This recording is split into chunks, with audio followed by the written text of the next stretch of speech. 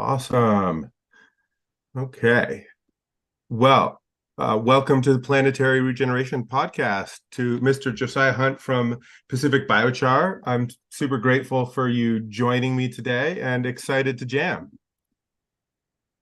Thank you, Gregory, and good to meet you. Yeah. So right before I hit the live stream, you were just noticing the surfboard in the back. So you know, I sort of feel like my background is a little bit of it's sort of like a Rorschach test where people zoom in on the items that, like, in a way, tell the most about them. So maybe we should just start out with you talking a little bit about surfing. You know, Mhm. you live near the Pacific coast, but not right on it. Are you still an avid surfer, or is that something that is in the past? It comes in, gosh, I was going to say it before I realized it was a pun, but I'll say it anyways. It comes in waves. Um, so yeah, this past few weeks has just been nonstop. I had gotten enough work done kind of at the end of the year that I could afford a little bit of time off, and we've just had a run of epic swells. And so for the past 2 weeks, I've been surfing my brains out. Um, Amazing. yeah, it's been great. Yeah, it's been a really good few weeks of surf. Other than Amazing. that, I don't get out as much as I would like to. And you said you're in Sebastopol. Are you like native Northern California or North Central Californian? Has that been your home base forever? I grew up in Santa Barbara, California, Okay. um, which any Santa Barbarian will tell you is the southern end of Central California, Right. not Yeah, Southern California. And yeah. uh, and then I spent 15 years out in Hawaii. And then I just moved over here in 2000 in 2020. Okay, cool. Yeah. And Pacific Biochar. So let's get into Pacific Biochar a little bit. You guys have been pioneering biochar. I mean, I've known of you for a little while. I don't know. I mean, I think maybe we have mutual friends and whatnot. I'm not entirely sure all the layers of possible connection, but I've definitely had a place in my sort of like geography of people doing cool things, and Pacific Biochar has been there. You want to just tell us a little bit about kind of, what you guys are up to, what you're passionate about, like what the mission is of Pacific Biochar? I know you're a benefit corp, so trying to do something bigger than just make a buck. Hmm. Well, that's it. That's definitely it. We're Pacific Biochar Benefit Corporation.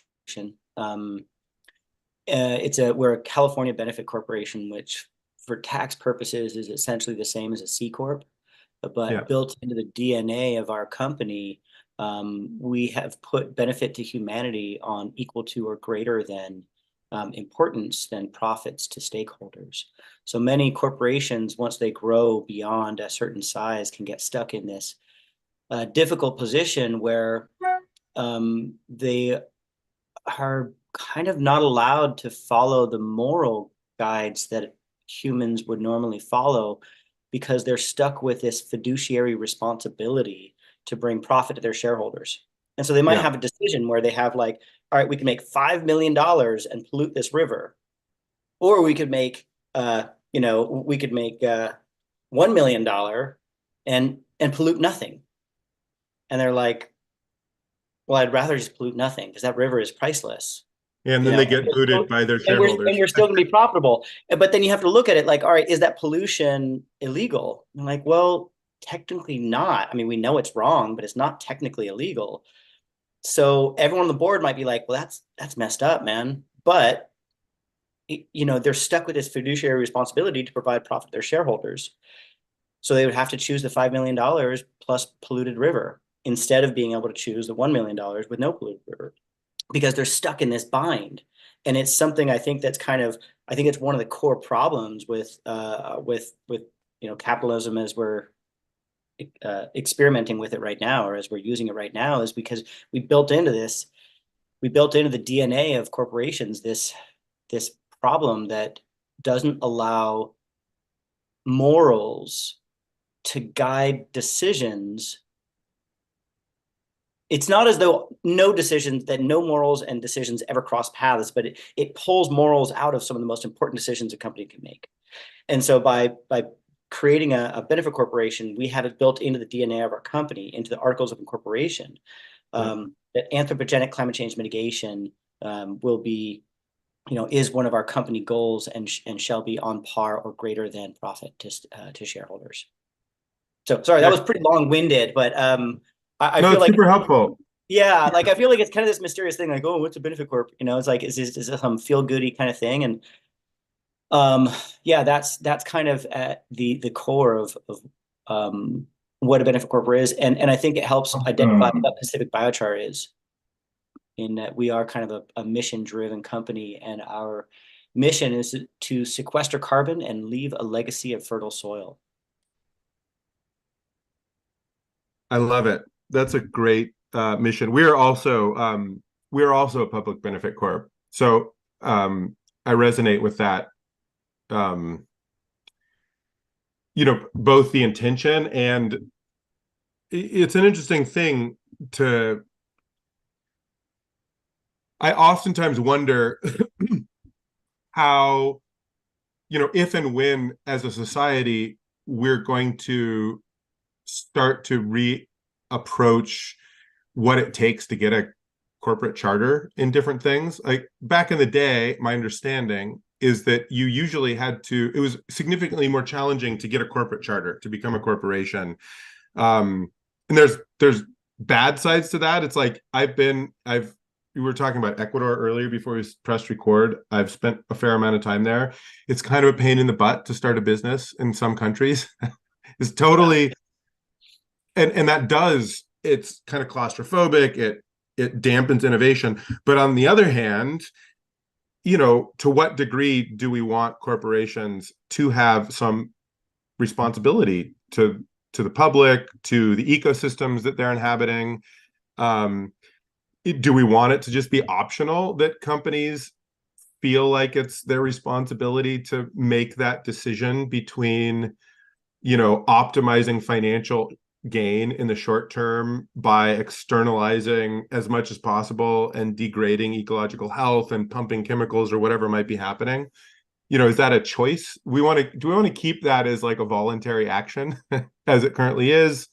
I don't know. I think about that a lot. Like, to what degree do we actually need to? So this might be like the first hot take of the conversation. From your perspective, are we better off kind of keeping it fast and loose and innovating our way out of this ecological crisis and like poly crisis that we're in?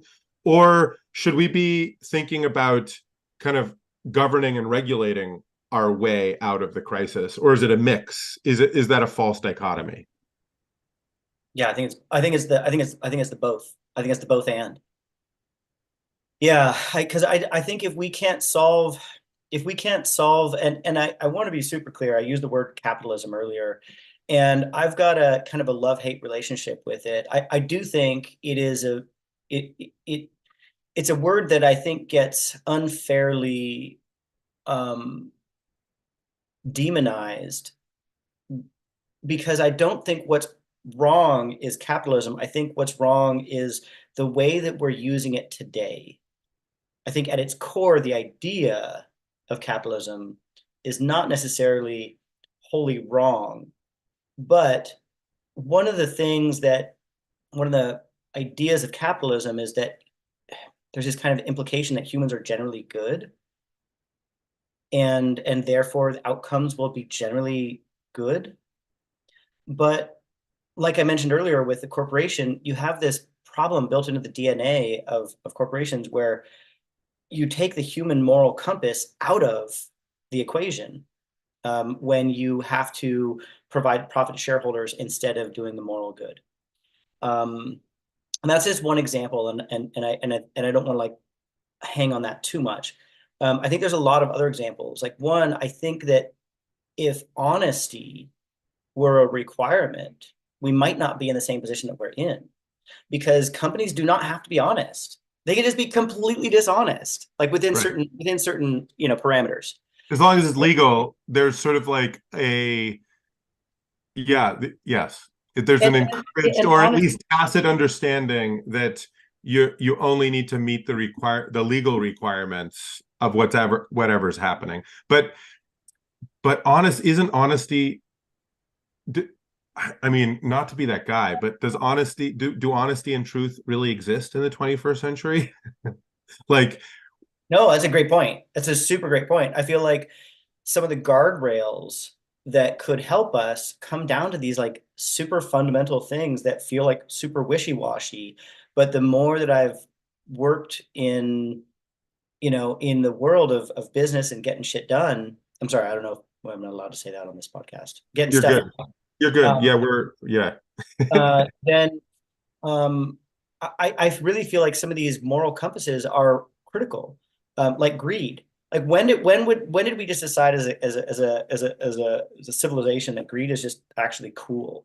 You know, like collecting so much money that you could never use it in 1,000 lifetimes, and not even sharing that is actually kind of cool. So greed, I think, is one of those things that it how do you govern that? I don't know, but I feel like getting out of this mess we're in, we do need, I believe, kindness, honesty, and something to solve for greed. I mean, greed just shouldn't be cool anymore, man. I don't know, Yeah. like, Yeah. but I don't want to like make a law that says thou shalt not. It's like I feel like that it does come down to a certain thing, like almost like signing an NDA. Sometimes if you really need to sign an NDA with somebody, like, should you really even be doing business with them? Like, if we have to make laws to counter greed, maybe there's other things that we should be doing to counter greed. And sorry, I feel like I've really gone off the rails here. You're good. Yeah. But It's great. yeah, in a lot of these things, I struggle with like, I don't really feel that we can regulate ourselves out of this alone. And I do feel that regulation can have, it is a powerful part of it. And then I really feel like to get out of this mess that we're in, it really comes down to some of these fundamental factors of honesty, kindness, um, one of the opposites of greed, which is love, just like a massive outpouring of love. And I know that sounds like so hippy dippy, but like I honestly believe that a massive outpouring of love is I don't know how you I don't know how you regulate that or how you do that, but I feel that in my bones that in order to get where we're going, that is one of the key components that's needed. Yeah. Yeah. I mean, I think I resonate with that. And I don't know, it's probably not something that can be codified. I think on your point related to like making greed not cool, I guess I commonly think that's probably a cultural thing. It's like I think, you know, I think that unfettered greed, may mostly be an artifact of,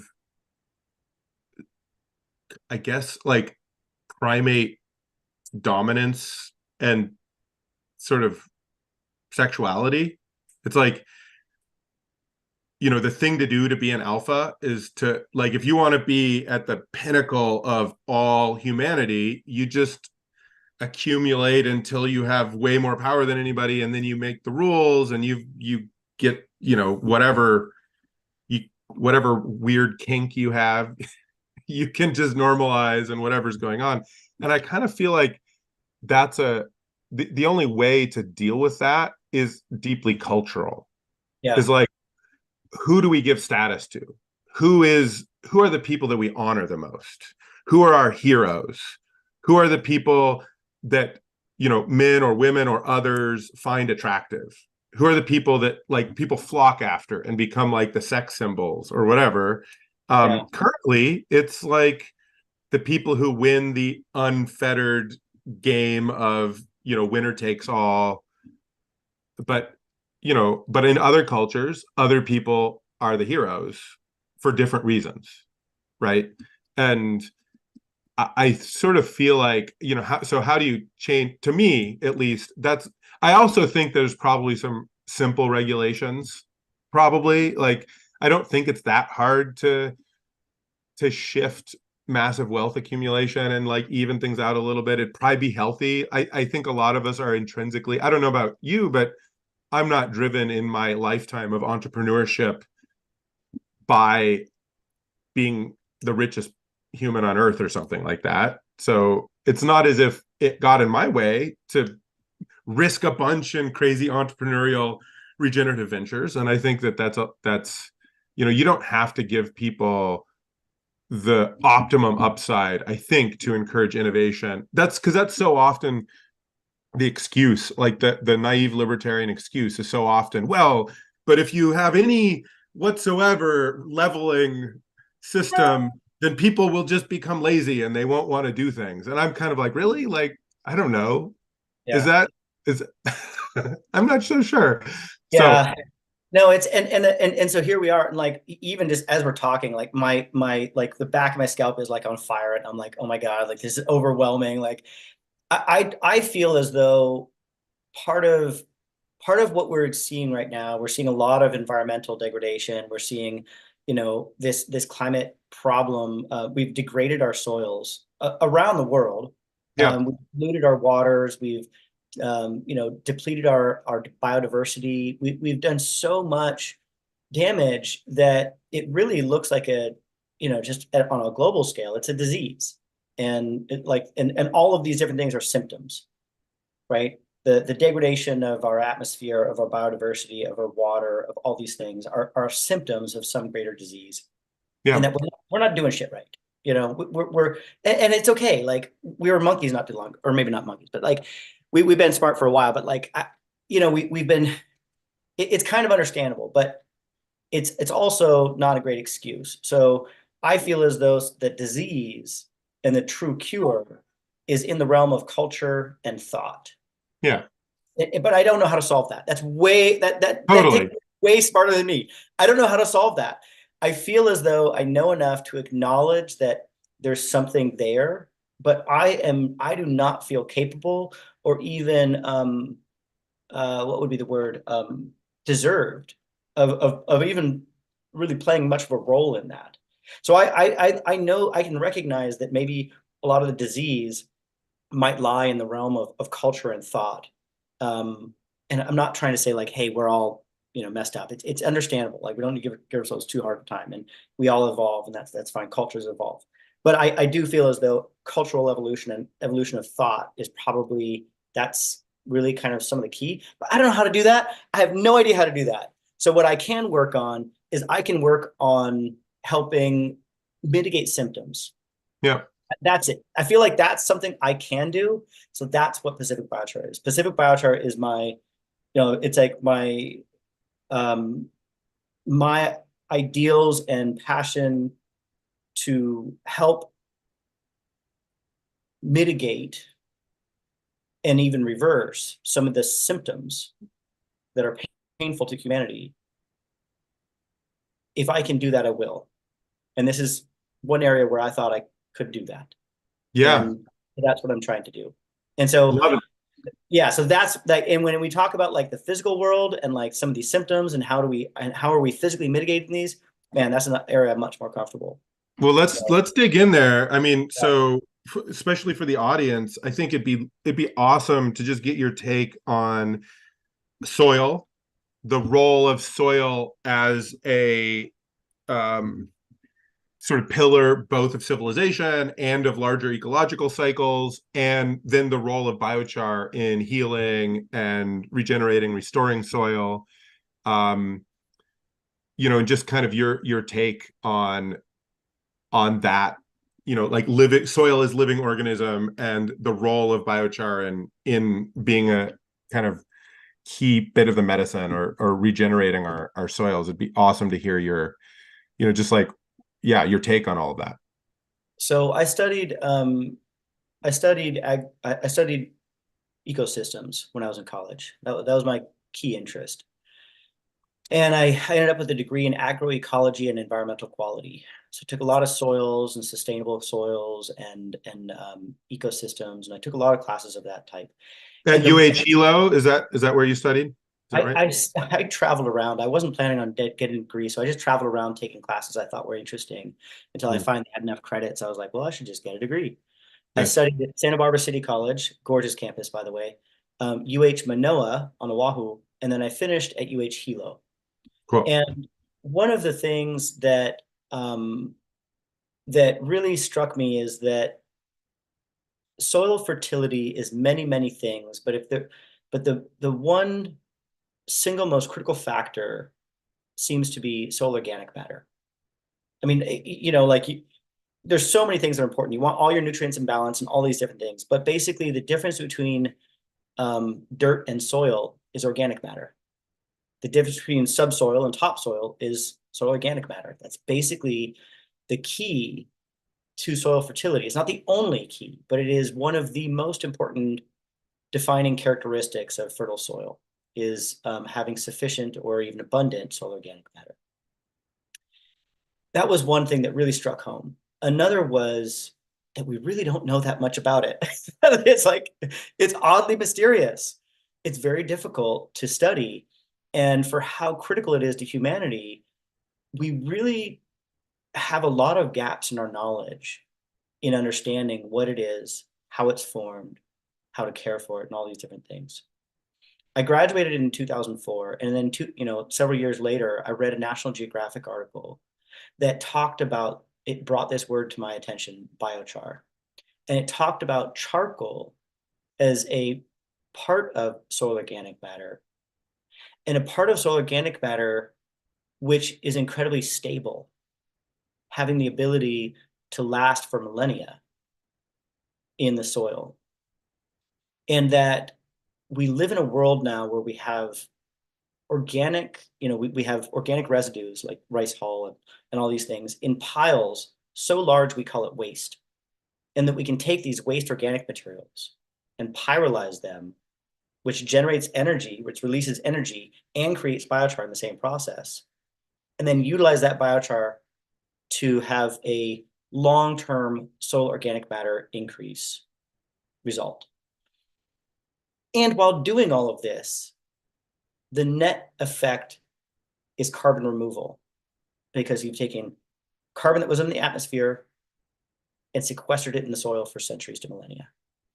And when I read that, I was just like, a string of curse words. I'm like, oh my God, this is really, really interesting.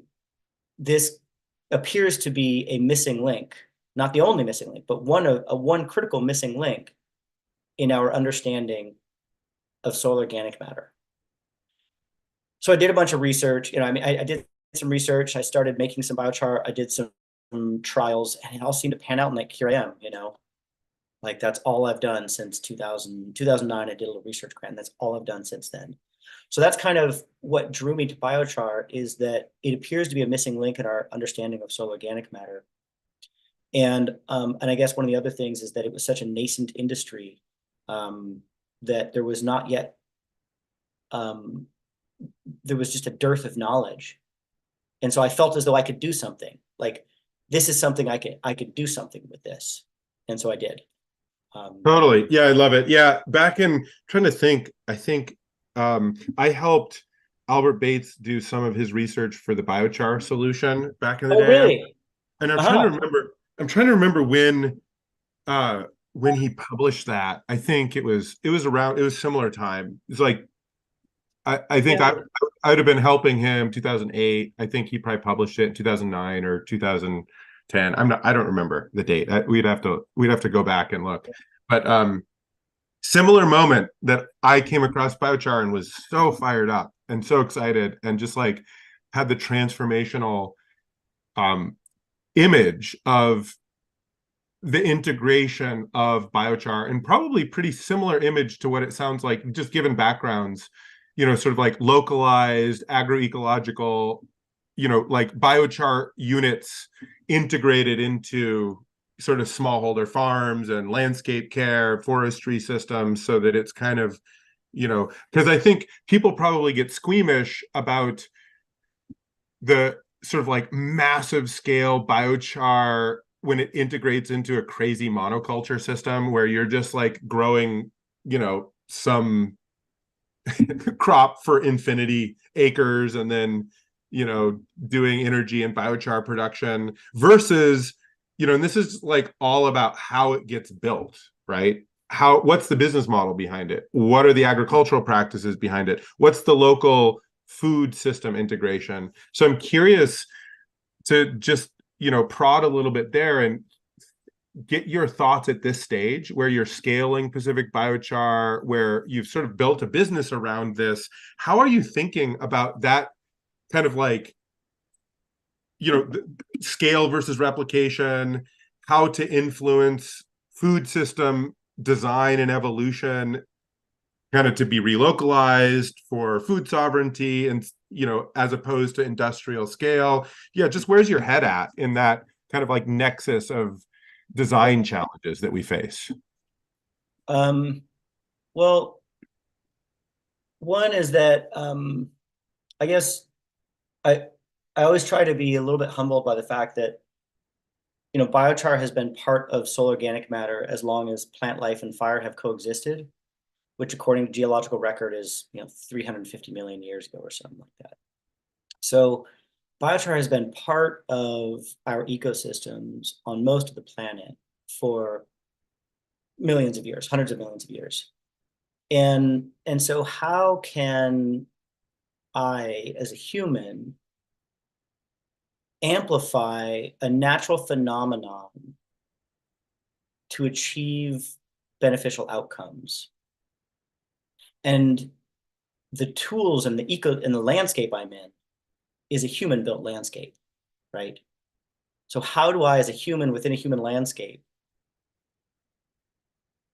take this naturally occurring process and amplify it or enable it to achieve beneficial outcomes?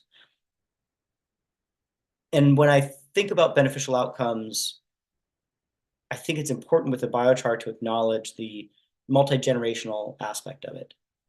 So does that mean, how does that impact my way of thinking about making biochar by hand in a, with a small pit in the ground or something like that, or a small kiln, or making it on an industrial scale?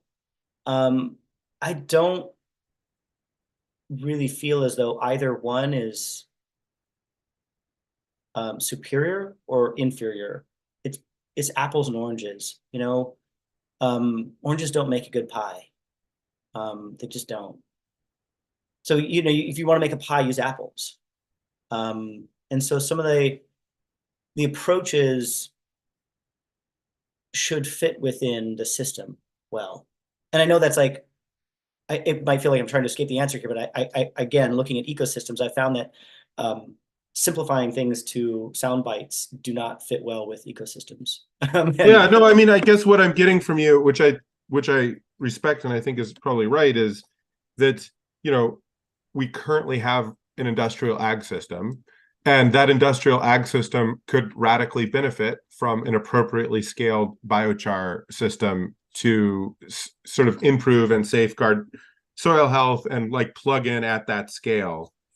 So great. And yeah, no, also, I mean, I guess, and also agroecological systems are small, like the whatever tiny, I mean, and there's an interesting thing. It's like we in the North American context, we think of like massive big ag, we think of big ag as the norm, but also all around the world, small ag is the norm in many places. Yeah. So it's sort of, so it's a little bit of both ends. So so just focusing in a little bit on Pacific Biochar, you're primarily, am I picking this up right, that you're primarily focused on taking waste from the rice, like the Central Valley rice industry, and biocharing that? Is that right? Is that your main feedstock? No. So what we're doing is right now we have 3 facilities in production. one in California and two in Georgia. We're about to bring online two more in California. All of these facilities are biomass energy plants that are burning forestry residues to generate electricity. And we modify the equipment to intentionally produce charcoal material.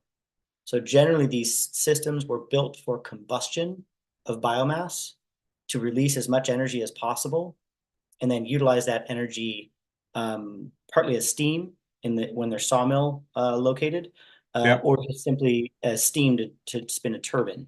But generally, they're built to make steam, and then the steam either goes directly to like the dry kilns to help with sawmill, or it spins a turbine to generate electricity. And you retrofitted that to have like a, pyrolysis system integrated into the existing technology, so that you're sort of hacking right into an existing flow of waste and processes, and then able to get a small percentage of that over time makes a really big amount of biochar. Yeah, that's right. So some pyrolysis in these machines that were built for combustion, some pyrolysis does occur accidentally in their case. And we just created an incentive to optimize the pyrolysis. So all you have to do is you're not even re-engineering anything. You're just sort of tweaking the burn parameters of existing equipment. Operating parameters. Yeah. We try and we can adjust the operating parameters just a bit and achieve an outcome of So it's less heat efficient. It's like you're just tuning it. You're tuning it for a more mixed output, basically. Yeah. I mean, just to be like with the facilities that we're working with right now, the way they're built is that most of them had, all of them, they had the pyrolysis that occurs in these boilers is not a brand new concept. It has occurred. And it occurs often. So they built these systems, basically just screens to screen the charcoal out of the ash, right? The product of full combustion is ash, the product of pyrolysis is charcoal. So little bits of charcoal fly out through the top of the boiler, and they collect those in multiple different cleaning systems. Mm-hmm. They collect those and they just run it through a screen, and they just screen out the larger particles of charcoal, and then they send that back to the boiler and burn it as fuel. Right. And so we can change that system and harvest it as charcoal instead of burning it as fuel. And what this causes is that they have to add a little bit of additional fuel on the front end to make up for the charcoal that's not being burned. But it's actually really efficient. Sending the charcoal back isn't always super efficient because you have a mix of two very different materials. So it's hard to get the full combustion value out of that charcoal. So we harvest it as biochar instead, and that causes them to slightly increase how much biomass fuel they add on the front end. And that creates basically a stream of pyrolysis, right? Where before the products were energy and ash, now we have energy, ash, and biochar, and a little bit extra fuel on the front end. And so basically you follow that through, you get a little bit of fuel turning into a little bit of biochar in this much larger system. So go ahead. What's happening with the ash? In some cases, the biochar that we're harvesting is entirely separated from the ash. And in some cases, the biochar and ash are harvested together to make use of existing equipment. It's expensive to buy a bunch of augers and all these different things and silos and all that equipment. And if we're really just getting that carbon in the ground, and in certain places, if that ash is complementary, then harvest them together. And then you get a combination of biochar and wood ash, and that material can then be farm applied. And in terms of business model, are you guys basically just making agreements with existing plants to tweak their operations, and then you guys are getting the biochar out? Or do you need to go in and do the So you don't need to be the owner operator of these. You're just showing up and being like, hey, here's some simple changes, and we'll offtake the biochar, and you get a commercial agreement with existing plants. Essentially, and then 18 months later, we've reached an agreement. It's like a lot of work. Yeah, it's a lot of work. Yes, but that is it. That is exactly it. Yeah, Yeah. which is great because the that's super clever. That's amazing because I remember back in the day when I was more tuned into um biochar, and I saw people thinking about built big plant build outs and other things, and like really geeking out on the mechanical engineering of how to build a system that's optimized for biochar. um it's just always really hard because it should be a co-product. You need to have the heat, you need the syngas, whatever it is. There's like all these different outputs you can get from combustion or pyrolysis. So it's just, yeah, it's awesome. It's so smart to just It's link into the existing system. It's good technology. They've been using it for, I mean, this stuff has existed for a long time. There's been a lot of smart people working on optimizing it. So it makes a lot of sense. Yeah. I mean, these machines are incredible. I mean, it's like flying a spaceship, man. These Yeah. machines are absolutely incredible. Um, I've been I've been quite humbled, and the more I learn about these machines and the people who operate them, um, they're just quite incredible and efficient. And so yeah, rather than building, because I tried. I mean, I was making all of my biochar by hand in my backyard in Hawaii for five Yeah. years. And then I worked with some prototype technologies, and it was really hard. I mean, I was just trying to focus on getting biochar. Like, how can we Yeah. get large amounts of biochar and make it affordable? And that's when we discovered this means of doing it. And I know that there might be some listeners on this podcast like, why are you working with biomass power plants? Aren't they bad? And why are you burning trees? Shouldn't trees be left standing? And so I think it's probably important to address those things. Yeah, well, let's dig in. I mean, and I think there's a number of different ways that this can go. This conversation can go. We can dig straight into that. Like, so yeah, why not? I mean, if your instinct is to go straight for that, kind of address the role of biomass power plants and in our power mix, maybe, yeah, let's dig in. Yeah, I can ask questions. here's I certainly have some questions, but go for your perspective first, and then let's do a couple cycles around that. yeah. So I want to get to where I really want to get to is the fun and like the leave a legacy of fertile soil part of the Yeah, conversation. yeah. I really want to get there, but I feel like we have to get some of these things out of the way so that our minds and the listeners' minds can actually be fully there with us if we ever get there. And so I think it's important to let's get these things out of the way in case people are hung up on them. So one, particularly at the facilities in the West, we're utilizing high fire hazard um, forest fuels, forest biomass, primarily high fire hazard forest biomass. And so in the Western region, there through poor forest management, we we are now in a position where a lot of the fuel load in our Western forests is excessive.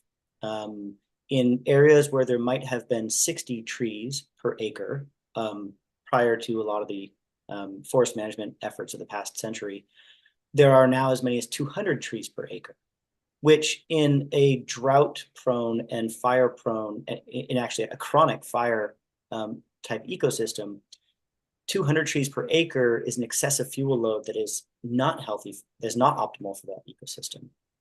And in fact, it creates the optimal environment for catastrophic wildfires. And so through forest management efforts and through the residuals created when harvesting trees for lumber, there is an excessive, basically there's a glut of forest biomass.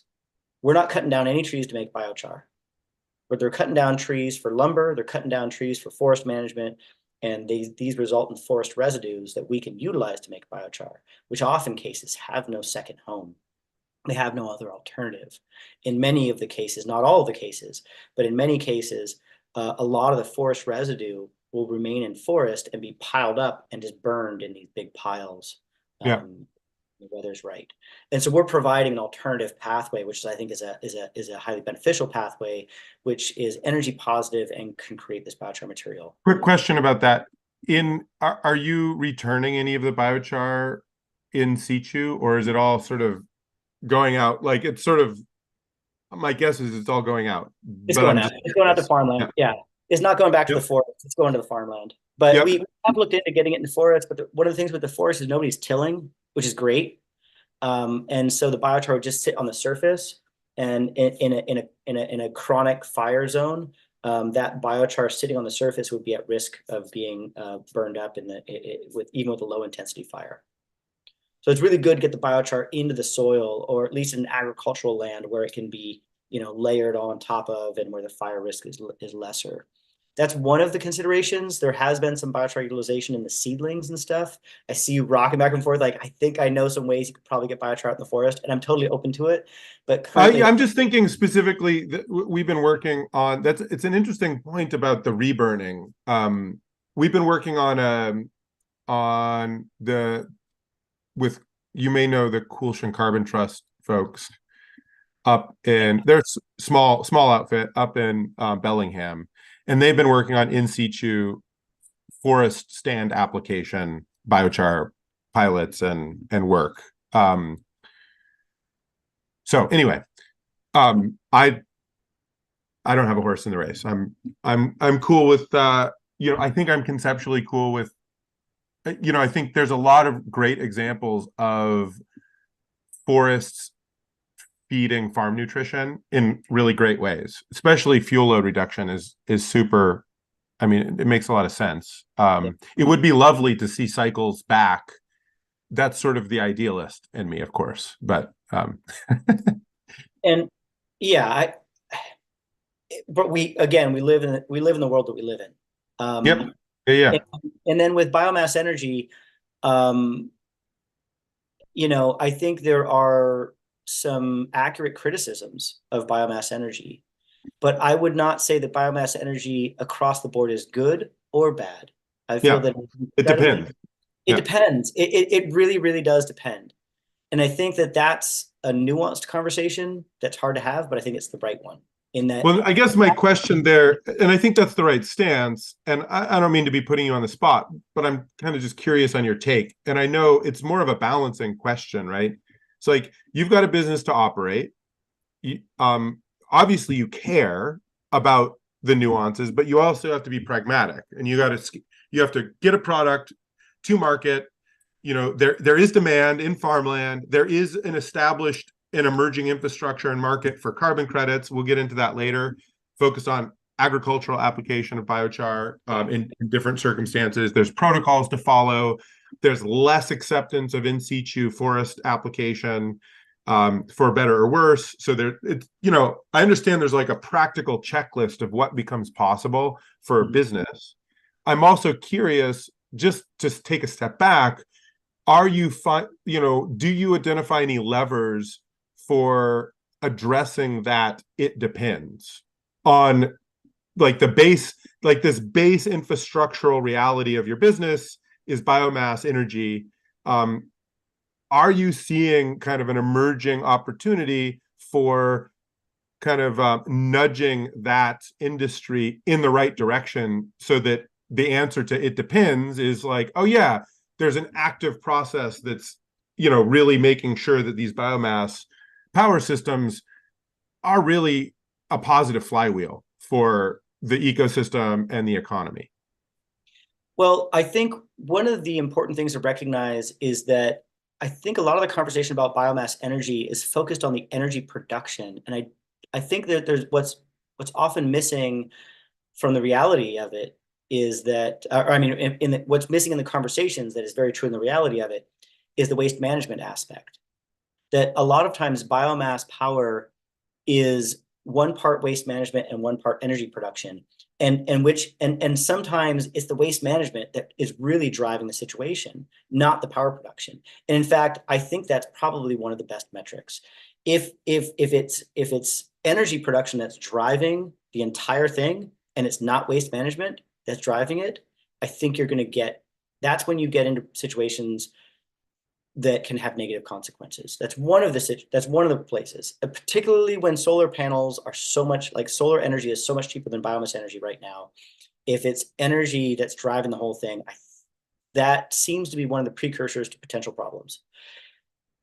Another one is that, so generally it's when you are in a biomass positive region, right, where there's excessive biomass, and that the biomass energy can be a energy positive waste management solution. And I think those are some critical aspects. So if you're in a biomass positive region and you can utilize this kind of waste management to achieve energy production, that seems to make a lot of sense. So I'm just curious, another kind of question here. I mean, my understanding, and I think this is going to be limited by the equipment that you're using, the machinery that's being used, but my understanding, dredging back up, and I didn't reread any stuff on biochar, so this is from, more than 10 years ago of my brain, is that in a way you could think of pyrolysis processes, you can kind of optimize between heat, syngas, and biochar. And in any situation, you're going to have a mixture of those. And like the more you cycle the biochar and the syngas in for heat, you get that as your prime output, but you can kind of choose between a couple of those or one to optimize for. Is there a scenario in which the economics of biochar for its ecosystem service, for its soil health amendment, for its carbon sequestration, ends in a situation in which these plants are actually getting optimized not for biochar just as like a co-product, but as like the primary product? Yes, 100%. You nailed it. That's exactly what I was laying the pieces down to get to exactly where you just got to. So one, biomass power makes less and less sense if you're not in a biomass positive region, which it serves waste management purposes, right? Because solar is cheap. And so if now we're looking at that with the same basic equipment or with the same basic infrastructure, we have an opportunity to either produce biochar. We can optimize for biochar, and even biochar production there's still going to be some energy production with it. But yeah, when we can put a sufficient price on that biochar, then you really start changing the dynamic, because every ton of biochar that we harvest is a ton of charcoal that could have been burned for energy, right? Yeah. So producing biochar is not necessarily supporting biomass power. It is, in a strange way, antagonistic to, or almost antithetical to, producing biomass power. Because totally, it's choosing instead of using the charcoal, that's produced for a strictly human thing, it's giving it back to the system. So there's like I mean, I can see that, and I live in a region that has lots of forestry. I've been thinking about I've been thinking in my own way about, so I own a maple syrup operation, and we have small scale forestry processes and other things.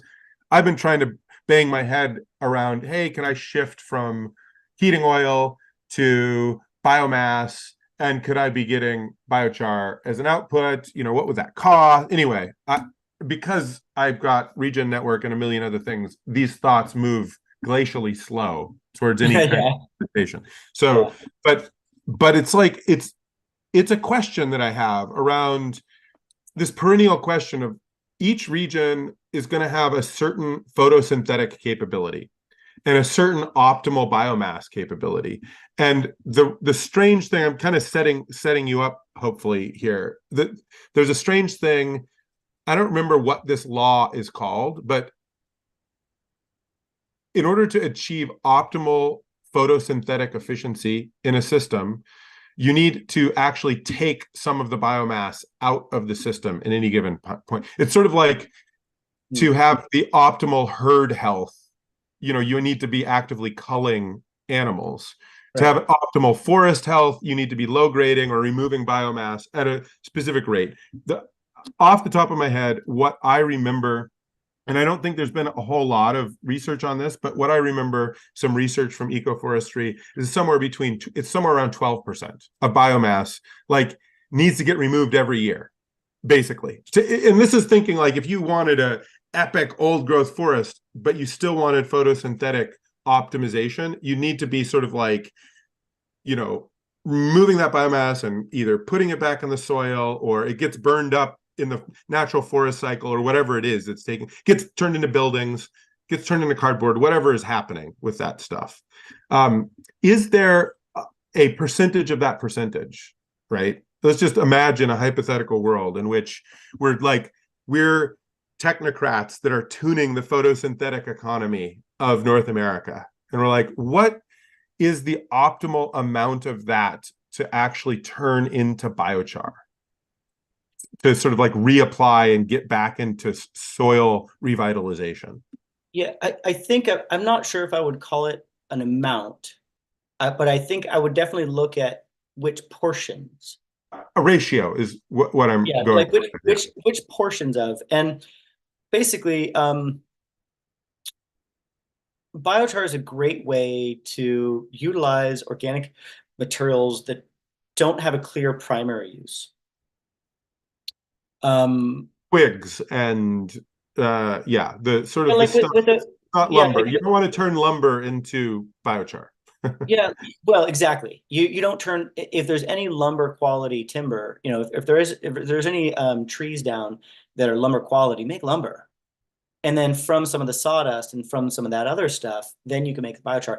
And hey, for really clean sawdust, there are some interesting uses for that as well. So maybe the really clean sawdust goes to some sort of, I don't know, household products, you know, it goes to make particle board or something like that. But then the dirty sawdust that's like part bark and part sawdust, and it's like, well, what do we do with this?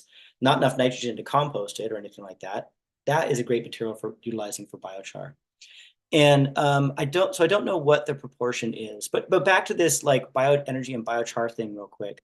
I do think that if biochar can be evidenced, conclusively evidenced, and where it's very clear that the biochar has significant value to humanity, both as a carbon removal, a climate change mitigation, and a soil fertility aid, a climate change adaptation, right? If biochar can be conclusively determined to have significant value, I think it starts changing the way we look at biomass energy, because anytime you're going to be combusting materials and potentially generating energy, you're going to be looking at how much are we going to tune the system for combustion versus pyrolysis.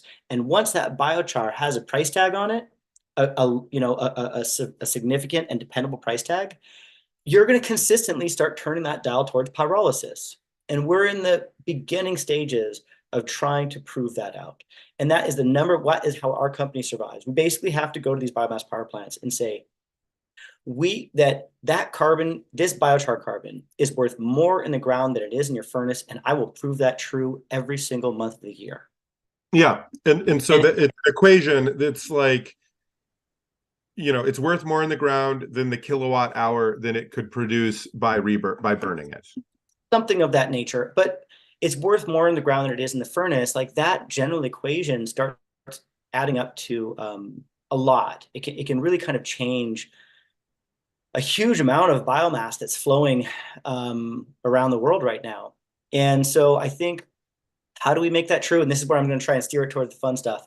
How do we make that true? Well, that carbon has to be worth more in the ground than it is in the furnace. And how do we, as humanity, determine that? Well, before carbon credits, a farmer had to buy it. That was the only lever I had to pull. As an amendment, just as a pure, like, soil amendment, I'm doing a soil amendment. Yep. Yeah.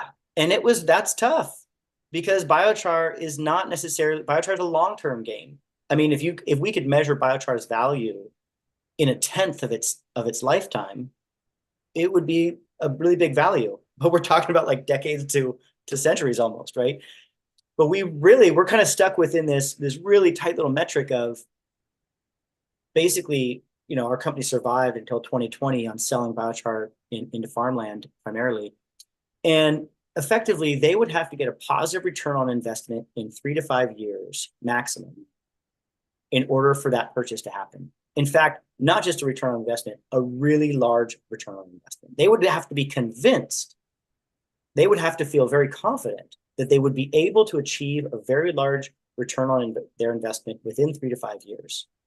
That's what we had. That was the only lever we had to pull until about 2020. Start 2020. That's when that's when we could start registering carbon credits. So our company registered at one of the facilities that we work with in Humboldt, the first biochar carbon credits for any facility in North America. And now we can get paid for the carbon that's sequestered in the ground. And that has enabled us to grow rapidly. We've increased our production at that facility by about tenfold. We've taken on 2 more facilities in Georgia, and we've got 2 more in California. So that began to put a price on that equation of when the carbon is worth more in the ground, right? Now we have something that is a little bit more dependable, because the companies who are paying for those carbon removal credits are, your Fortune 500s.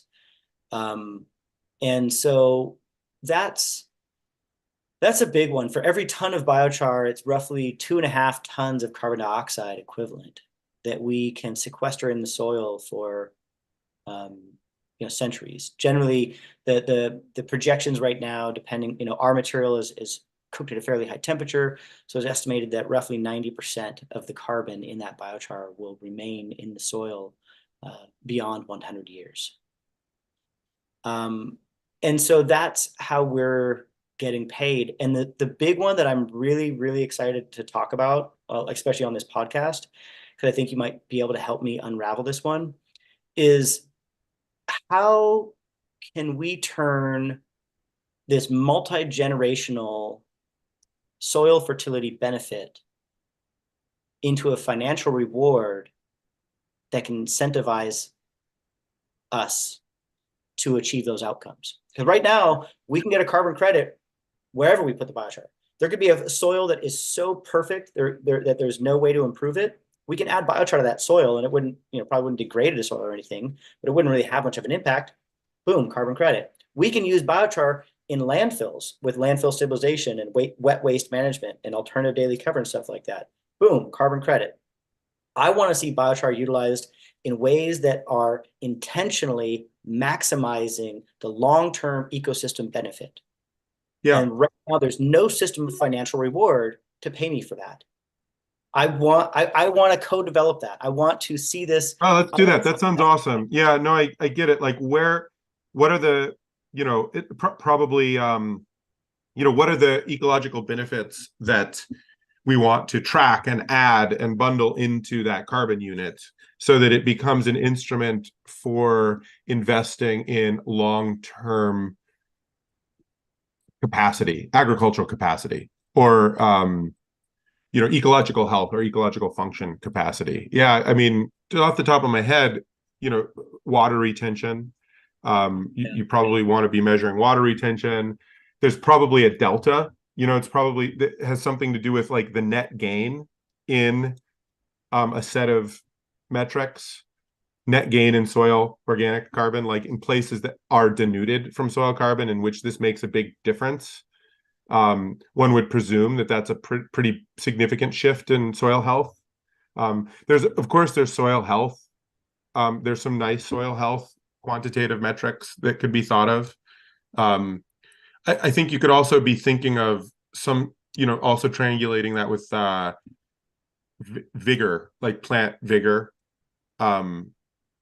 So you could be in places that are already tapped out for optimal soil health, and you're not going to see a big change in the vigor of the plants that are growing in the soils that have been amended versus, this is a hypothesis, I could be wrong about this, but my guess is if you have a much more denuded soil type, you'd see a bigger difference in vigor, and that can be measured with NDVI and other things. We measure it, but who pays for it? Well, I think this is where there are, there's increasingly people who corporations who are buying into this sort of nature positive framework. Mm-hmm. So there's net zero, which is for carbon, and there's nature positive, which is this idea of by 2050 having rebuilt the biodiversity that's been degraded over the last 50 or 100 years. Yeah. So I could see potentially, sort of like hybrid carbon credit. So it's sort of like scratching both itches. So it's like, hey, these carbon credits get you nature positive and net zero, right? And therefore they're more valuable.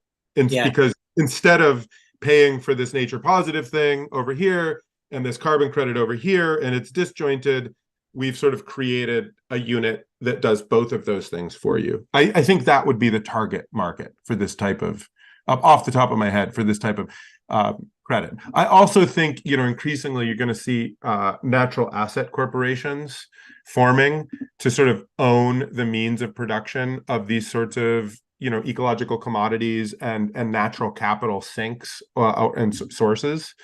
And so you might have investors who are interested in kind of accumulating these credits, as it were. But all of it comes down to like, who's the primary market? And I think it's companies and lending institutions that are enforcing nature positive and net zero at the same time and want a simple way to achieve both of those. What do you think about the what do you think about the ecological benefits framework as a tool to document and transact such a thing? Yeah, I mean, I think it's probably the right place to start and to think about it. I think I don't see anything that's glaringly better. I think it's got some nice momentum, and I think it's a good it's a good language for talking about something beyond. It's like carbon plus these other co-benefits or even core benefits. I think, yeah. So I think I'm specifically honing in on biodiversity, although I also think a different group that would probably be interested in buying these, I think, has to be insurance companies, right? Yeah. I think with the Because water, yeah, go the ahead. water retention, exactly. Water Yeah. retention, flood risk mitigation. You have these fields that all of a sudden are storing, 50,000 gallons per acre plus. It's just going to massively decrease downstream flooding risk if this is happening. So Yeah, and like when we look at the biochar, at the results with biochar, if you ever want to get good results, like if you're doing a biochar field trial and you want to ensure that you're going to see some significant results, there has to be a challenge. The soil has to be, you either have to have a challenged soil, or particularly, or a challenged growing season. And when you have like degraded soil and using biochar to amend degraded soil, that's when you see some of the greatest response, right? That's how one way you can ensure, if you want to see positive response, utilize biochar in a soil that has some sort of deficit. Another yeah, would be the conditions. When the conditions have a deficit, when there's too much water or not enough water or too much fertilizer or not enough fertilizer, that's when you will see the greatest difference between control and biochar. So what that tells you is that it's a buffer against adversity. And that's an insurance game. That's insurance right there. And yeah. so I think water is one of the most measurable. And I think looking future wise, like water it feels transactable, I guess, more than some of these other things. And water, and then also a little bit, some sort of like adversity buffer. When I saw, Um, I was just lurking. I saw that you guys worked with Carbon Future on your crediting, and I saw that one of their clients was Swiss Re. yeah, they Um, got some of our credits, from what I understand. yeah, so I definitely think, that working on the I think the way to nail it, though, I think it's a sort of like a redefinition of additionality in a way, beyond to extend to something that's more holistic, like more of an ecological benefit version of additionality. Like look, you can sort of imagine like, hey, here's a map of the United States. We've used geospatial analysis. We can show you the degraded and depleted soils. We can show you the water risk. We can show you the nutrification risks. Here's the hot spots, right? And if you and the we're doing biochar application there, and those credits are worth the bundle of benefits by mitigating that risk. Basically, you think about it, and that sort of Yeah, becomes like the geolocation sort Yeah. of like kicker, as it were. That's kind of how we're imagining it too, is we're imagining somehow utilizing that the soil web survey, um, like using the USDA mappings. I think it's soil web survey. Um, using all that information. Soil health survey, I think. Is that the one that I think there's one through USDA? There's the And soil food web, like Elaine no, stuff, and then there's the big database. I thought that was the soil health. Anyway, um, the USDA's big database. yes. But you can pull up these maps. Yeah. Um, you can pull up these maps and look at all the different characteristics of soil. There's one through a lab at UC Davis. That's the Yep. one I use a lot.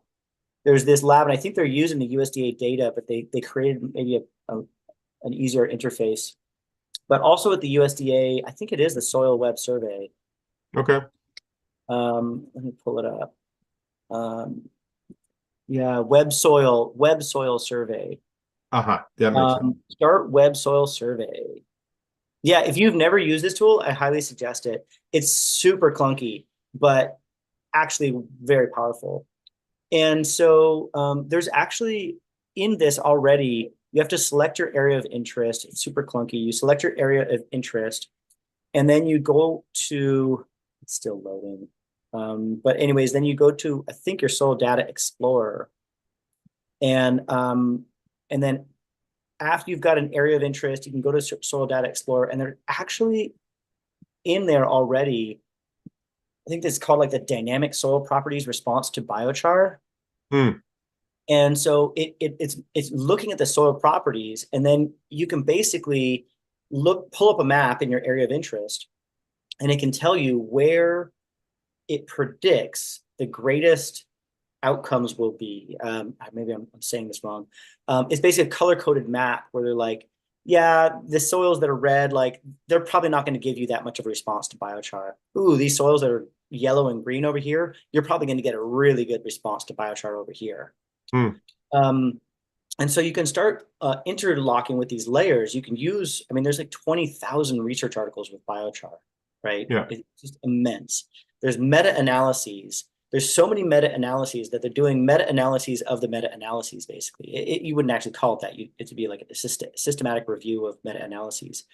But there's an immense amount of data on biochar response in clay soils or sandy soils or loam or with all these different characteristics. And so you can have a little bit of a predictive modeling, kind of like climate farm that's practice-based, where you can look at soils and assume an application of biochar, and then have some amount of predictive response that, yes, we expect that the dynamic response to this biochar would be, I don't know, high or low, or I don't know if we could ever get to the point of being like quantitative, like you were saying, like 50,000 gallons of water retention added. But I would love to be able to get to that point, because we know where our biochar is going, and we could geolocate where that biochar was applied, and the carbon credits generated from that could be delivered with a map showing what the dynamic soil property response is expected to be. Yeah. And potentially even get to the point of attaching some sort of metrics to that. And Yeah. I want to be really hesitant about what metrics like we get, but I don't want to let the difficulty of achieving accuracy in those metrics override the profound impact that can be had.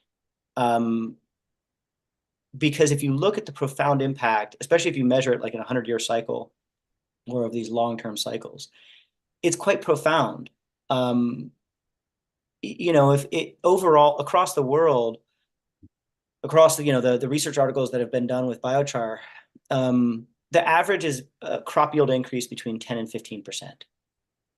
And if you look at a 10 to 15% crop yield increase over a 100-year period, each ton of biochar becomes worth, in many cases, depending on the crop value, each ton of biochar can easily be up into the thousands of dollars worth of value contributed just in crop yield, based on the research. And then so if you were to take that one step further and selectively apply biochar into areas that were depleted, you could expect to see maybe an increased average crop yield improvement. And so the outcomes could be quite large. And that's the thing I'm trying to figure out. Like, there is something really big here. I think the impact of humanity to multiple generations from this one could be profound. Yet I don't feel like we've really scratched the surface in how to tap into that and optimize for that. And it's something I just think about all the time. Yeah, And I more mean, it's like, what you're thinking about, it, I would call some sort of like, you know, sort of multi capital or multi commodity impact bond, where it's sort of like where we're sort of saying, look, the future value of this biochar application includes water retention, soil health, crop yield increases, carbon sequestration, and here's the time horizons on each of these. Here's the calculated economic utility of each of these amortized across time, and you can get that now. You're getting that now, and we have sort of a financial instrument it sounds like it's something like a bond, that what you're talking about, more than that then includes the credit. however, So you're yeah, like crediting, so you're like giving credit as it emerges and as it goes, and you're monitoring it and whatever. But you need an instrument for people to buy into now to finance you all to go and and the farmers and everybody, so that capital flows, biochar gets into the soil essentially, right? that's all. And you know what? And we need it and now. I'd like to see it happen soon. And I agree. I think there's a lot of different instruments that you could use here. And I just want to see something, because right now there's nothing. Right now we sell the biochar to farmers who are willing to pay for it. And frankly, we're producing so much biochar that we're starting to give it away into regional areas. So we're starting to develop this grant program, right? Because I see the writing on the wall. So what we're doing is we're kind of developing, we're in the early stages of developing this grant program where the biochar that we're giving away is deployed through a grant program, and the awardees are. So can I buy forward contracts to the rights of any future? Could we just develop a little future offtake agreement for any speculative thing that may or may not happen in the future? Like I could just be like, great, Josiah, I want at X discount rate. I'm never going to sign off on something that vague, but yeah, I mean, I'm not opposed. But you know what I'm saying? So if there's an idea, and this is the challenge though, would the farmers also sign off? Because if you want the finance to flow, and farmers are quite conservative, right? If you want the finance to flow, it's sort of, this is my take on it anyway. You're signing these long-term land use and sort of it's a next generation idea of private property rights, where the off taker is saying, hey, I get the following rights. I want to make sure you're not going to do things that burn this carbon up. Yeah. Right. So that's cool. Okay. I don't know. And then I have the rights to trade it or whatever it is that I want the rights to. I want the rights to claim it. I want the rights to the financialization of it. If I'm the buyer. I'm skeptical about anything that includes rights and futures. I think. What's a carbon credit? A carbon credit is giving people rights. The buyers have rights associated. No, a carbon credit is a payment for a service. That's why additionality matters. Carbon credit, you're not paying for the carbon. Carbon credits are not paying for carbon. You're paying for the service of doing something with that carbon or not doing something with that carbon. That's what a carbon credit pays for. And that's why additionality is core to carbon credits. You're not paying for the carbon because carbon's going up and down all the time. You're paying for the service that somebody did something with that carbon that would not have happened otherwise. Yeah, but I have rights associated with that, right? I have the right to make the claim around the. That's it. Yeah, that's carbon. Basically it. And I have the right to sue anyone who changes their practices or breaks the agreement of the service contract. So I have these core. That's what I'm talking about. Those are really core rights that make that underpin the value of the credit. One thing that's nice with biochar is that once the biochar is put in the ground, it's done. So we really only have one claim, and that's the claim that they get to claim that carbon was put in the ground on behalf of their purchase. So they get to make the retirement claim, and that's it. Because once that biochar is in the ground, you ain't getting it back out. I mean, you could sit there through an acre with tweezers and try to pluck every single little piece of biochar and then dry it out and burn it. But I mean, come on, that's once that biochar is put in the ground, you ain't getting it back out. And so Yeah. we don't Nice. have we don't have the management issue, such as with a forest management or with a agricultural change of practice. We don't have that management issue that the management might change and the carbon would go back up. So with biochar, like I said, we're developing this grant program, and so the applicants would, just like with when you propose a grant, you have to show how you meet the objectives of the grant, and the objective of the deployment program is what we're calling the Max Eco Ben program, right? To maximize ecological benefits. And so the proposal, let's say a nearby farmers, says, hey, I'm going to use this biochar in this way, that, and the other. And here's, and we would recognize those as being either, maximizing ecological benefits or not maximizing. And they would get points based on how they fit against the criteria, just like a grant proposal system works. And so then we would deploy the biochar. We'd have two pathways of biochar. The biochar is deployed through this grant system, and then some of the biochar is sold to people willing to pay for it.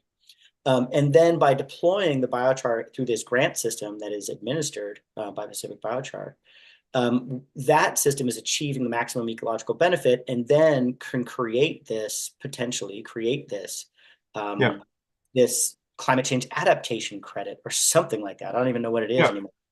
And that gets paid. It should probably also have the credit. It should have the mitigation and adaptation attributes, I think. Maybe. I don't know. I still struggle. Don't you need to have the mitigation, like to preserve your additionality on the other things? Don't you need to claim additionality on that one? Yes. Yes. So don't you need to? So don't you aren't you forced to have both of those? Yeah. I don't know if they would be done together or separate, because they might. I don't know. This is why we have to just try it, because nobody's really done this before. Yeah, I'm not necessarily advocating that you necessarily bundle it. I think this could go either way, and we play a lot with, like, are things bundled? Are they not bundled? Is this like a meta? It's like a full bundle thing with all the things, or are you creating a system where different people are buying different benefits? Yeah. And honestly, like, everybody's got an opinion, but it just needs to be market tested. I don't. Yeah, exactly. And the stakeholders are the ones that really their opinions matter the most. So I can't wait for one of these stakeholders. Right now, I've floated the idea by them, and most of them just, like, their eyes glaze over and they're like, yeah, whatever. Show me when you got a product or something like that. But I would really like to see, what do they want? Do they want it to be bundled? Do they want it to be separate? Like, how do they want it? Because ultimately that's going to help drive this. And I see there's two kind of ways that I see it. One is that you simply have like Swiss Re, or you have somebody that's willing to pay for this carbon credit plus, or they're willing to pay for the carbon credit, and you have the same or separate partner willing to pay for a climate change adaptation benefit or credit, right? So either it's just kind of like this altruistic thing, like they're just paying for this thing so that it can happen, or potentially you have, like you were kind of alluding to earlier, you have almost this futures thing where we know that biochar will provide value. And let's say that every ton of biochar applied in these certain conditions will generate, I don't know, $5,000 worth of value in the next 150 years or something like that. And then Nature Conservancy is like, hey, this is what we do. Like, we know how to deal with that. You're talking about ecosystem value over an extremely extended period of time. That's what we do. So you're going to provide, like, this by applying the biochar, it's going to generate this much value. Tell you what, we'll give you 10% of that, and you work with us. I don't know exactly, but if the Nature Conservancy could just get us 10% of that value right off the bat, then it could pay for the whole thing to go forward, something like that. And I could see a much larger, much more,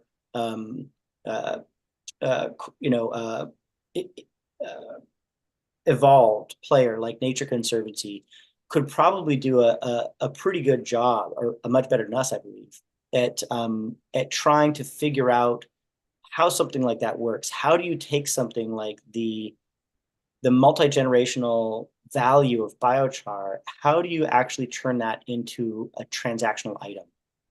And I'd love to work with a partner like that if and when they're ready, because to me, it's something I think about all the time with all this biochar that we're making. I'm really excited about the climate change mitigation, but it's the leaving a legacy of fertile soil that to me is one of my main drivers. And how do we create a system that incentivizes for that, that financially incentivizes for that in such a way that we can continue doing it and we can optimize for it, and it's translatable to other biochar producers throughout the world as well. So that biochar, because if we're going to be producing, I don't know, millions or even billions of tons of biochar, I just feel like it's such a missed opportunity if the application of that biochar is not intentionally guided towards multi-generational outcomes.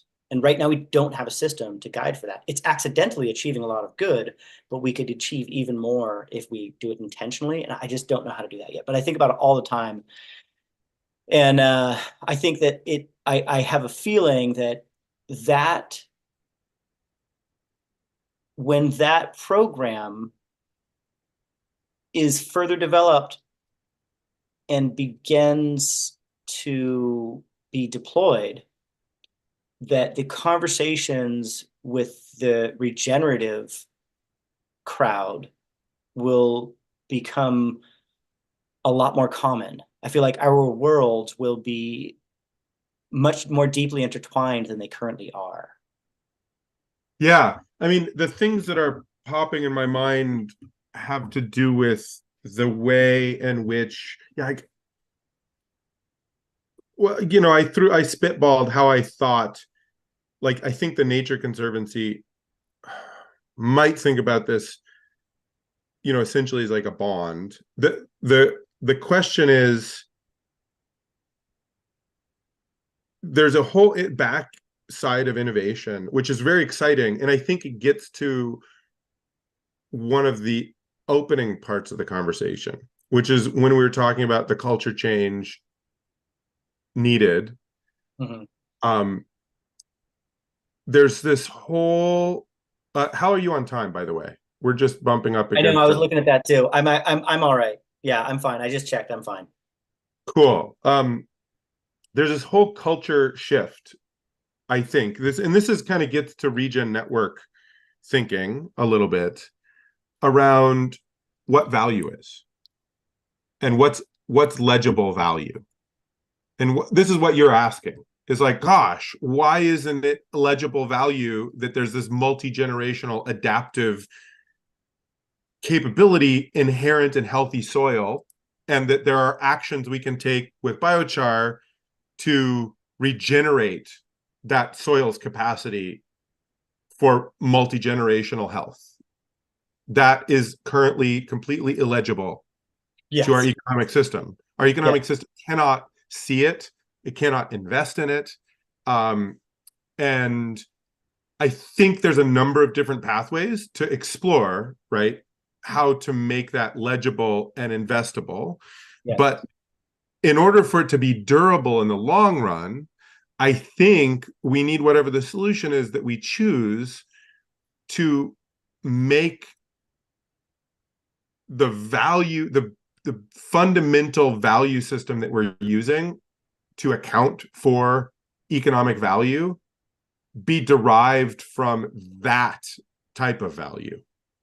So, yeah, right, it's very easy to make value legible that is born from extractive and degenerative processes, because it's very easy to enclose and own and create private property out of those processes. Like if I kick a bunch of people off property and defend it long enough and strip mine it, and then I own all of the minerals out of it, like as long as I can defend it, it's mine, right? And I could probably get a loan from a bank on the value, and then, you know, this is like the origin of money in a way. Then once that loan happens, the bank gets their fractional reserve lending, and then they loan to a bunch of other people, and all of a sudden we created money out of that basic economic activity, which is value extraction. So, okay, that's where the bulk of our system of exchange, like our monetary system, is all derived off of transactions such as that, right? How do we create a system in which the basic units of exchange, both store of value, units of exchange, like how we mediate value, is born instead of from that, from the activities that we deeply need at a civilizational scale to be happening right now, faster and faster and faster, which is restorative, regenerative, which is like restoring soils, right, with biochar. How do you make that the basis? Okay, I think that in order to do that, we need to make it possible to lend to like get loans and to express that value in a way that quickly makes it efficiently financializable, right? So that for instance, the farmer's access to capital radically changes by their decision to participate in the program, right? All of a sudden, they have access to cheap capital because they're choosing to do it. All of a sudden, because we so that deeply we just need to be accounting for the future value generation and the present value generation of that activity and like bringing it into the present. And I think that is sort of financial engineering or financial wizardry that is achievable, but it's hard without something like a Web3 interface, I think. Like you need the because it's all deeply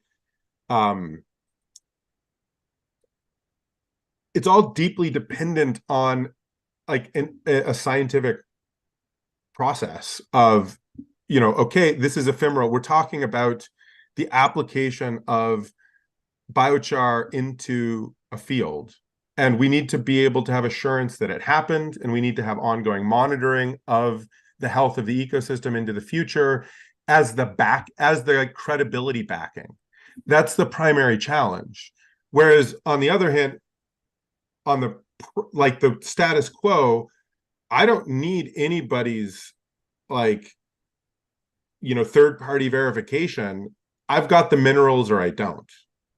I either deliver them or I don't deliver them. Yeah. On this side, we have this whole coordination challenge. Yes. We have to create social consensus that the thing happened and that it was valuable. Yes. And that in today's day and age, that requires computers. It requires digital infrastructure. It requires monitoring, ongoing monitoring in real time, basically, just to create the basic conditions of credibility for us all to agree that it's valuable, right? Yeah, I know. Uphill battle, huh? Well, no, I don't. I think we're actually closer than we think because I think it all exists. It's like a synthesis problem, right? No, you're right. I think elements of it exist. I think elements of it exist and they're nascent. And I also think there are a few people out there that are generous and impatient that can help in the gap. They can seed it. There are people who are willing to just say, this is important and it's valuable, and my grandkids need me to be brave right now. And so I understand it's not worked out, but I'm going to write you the check anyway. Yeah. Yeah. And I think there's an inherent problem in that. Like it could be a crutch that could disable you actually if you use it too much. Yeah. Right. You're just like, okay, look, we don't need to worry about doing the hard work and figuring out this super complicated thing because we found this person that is willing to help support this, even in the absence of this thing that we know should eventually be developed, right? And if you lean on that too much,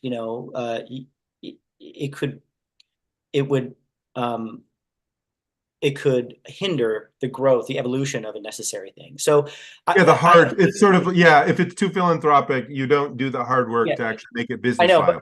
But right now, hey, man, we need to use what we got. We need to live in the world that we're living in. And I think that that's where we're at. I think that we can hopefully walk and chew gum at the same time. So begin developing some of these systems. And I really like the ecological benefit framework that Douglas put together.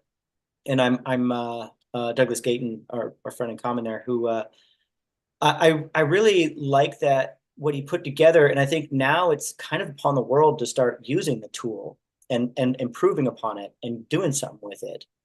And it's kind of one of those examples like we don't have nothing. We do have some nascent tools, but we need to start using them. And only by using them can we discover how to improve upon them and what they can do. Well, And when holistic regen Pacific biochar credit using ecological benefit framework. yeah, I mean, that's just like gobbledygook to any of our buyers right now. You know what I mean? So it's like Well, this thing. I think we have buyers. I think we have buyers who No, would no, and I think, use yeah, credits. I think that's the thing is we need some of those early, those kind of generous and impatient people, or maybe not impatient, but just generous and acknowledging of the necessity of these things. We need some of them to help fund the pilot, the pioneering efforts. And I think that's kind of, I feel like the stage that we're in right now. So like for this climate change adaptation, this like biochar is a part of a regenerative earth kind of thing. I think we need some of those generous and acknowledging folks to help us pioneer this because I can't do it alone. You know, we're pretty busy just as is, and I think that's where we're at right now, to make that happen. And like you, I'm really excited to see. I think it does. There are some interesting tools in front of us. Like I think you use the word Web3. I still don't really feel like I understand what that means, even though I've read about it and stuff. And I do see a lot of these tools. And I think measurement. I've been particularly excited watching a lot of the development of satellites, and then especially combining artificial intelligence with satellite information has Yeah. proven a pretty powerful combination. And I think somewhere in like using satellite information, improving the quality and quantity of our satellite information, and then adding layers of artificial intelligence, machine learning into how we process that satellite information can become a really useful tool to tell us about ecosystem fecundity. You know, basically like Yeah. the you know, I just love that word fecundity. I rarely do, but then occasionally I'll come back and I'm like, ooh, I can't wait to use that word again. But you know, like the fecundity of an ecosystem, like the abundance that an ecosystem can produce in a unit of time. Um, that I believe that we can utilize these systems to more accurately show these kinds of things. And I think biochar can play a significant role in that. I think humanity's been kind of stuck in this thing where like, you know, um, basically humans get involved and the fecundity drops. And then Yeah. um, like the inherent fecundity, you know, like we can apply fertilizers and get a lot of crop yield, but the inherent fecundity of an ecosystem generally drops when we're involved. And I think we have in the past actually shown that the opposite can be true. And I think we've like the regenerative movement is kind of an acknowledgement that, hey, we can actually take a depleted ecosystem and replenish some of its fertility, some of its fecundity. And beyond that, it is also not impossible to increase the fecundity of ecosystems through human intervention in biodiversity positive and nature positive ways. And wow, that's cool and all, but like again, we need to measure, verify, and productize that kind of stuff. So I'm sorry, that was kind of a ramble there. I kind of lost my train of thought a little bit there, getting too excited looking at some of this stuff. But again, I Yeah. think we're at the early stages, and it's something I think about all the time. And I know I probably, um, you know, right now I'm just so incredibly thankful that we can even get carbon credits for what we're doing. Not that they're not valid, but that the world is ready to actually start putting the money down. And that there's a whole ecosystem of people working on this to enable the fact that we can do that, because that is literally acknowledgement that the future matters and that future generations matter and that people are willing to put today's money for a better future, Yeah. for at least for a livable future. I mean, so just that alone is a great step, and I guess it's important to acknowledge that how powerful and important that is, as a primary step, and then basically the parallel of that is like, hey, you know, what about all these other things? Because using the carbon credits, as flawed as they have been, they're evolving quickly into becoming a much more robust system. Using that as a template, it makes all those other steps easier, because using that carbon credit as a template is basically like, how do we help solve for the tragedy of the commons, right? And so then how can we apply some of the lessons we're learning through the carbon credit markets to get these biodiversity and these payment for ecosystem services and these ecological benefit framework kind of systems up and alive and cranking. Totally. Again, rambling. Sorry about that.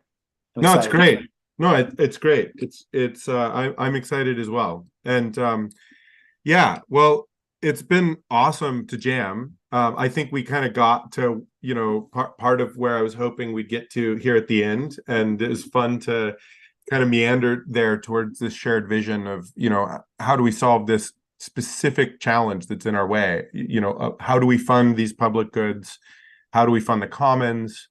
How do we steward it? How do we shift humans from sort of being degenerative to being regenerative to being a keystone species? All of these, I think these are the main topics. And, I applaud you and the team at Pacific Biochar in, pretty massive and practical, clear sort of intervention to help cycle some of the biomass needed back into our soils, and also pioneering, linking that up with the voluntary carbon market and helping kind of fuel business expansion through that. I think it's great. It's really important work, and the next phase of this is complex and interesting, and it's like a narrative shift. It's a culture shift. We got to make something valuable that currently is visible. And so, it's going to be fun. I think it's going to be fun. It also might be hard, but the best things are. So I'm excited to keep working on it. Thank you so much for all your time. This is fun. This was a fun conversation. Yeah, it's been great. I super appreciate it. Well, have a fantastic day, and I look forward to talking to you again soon.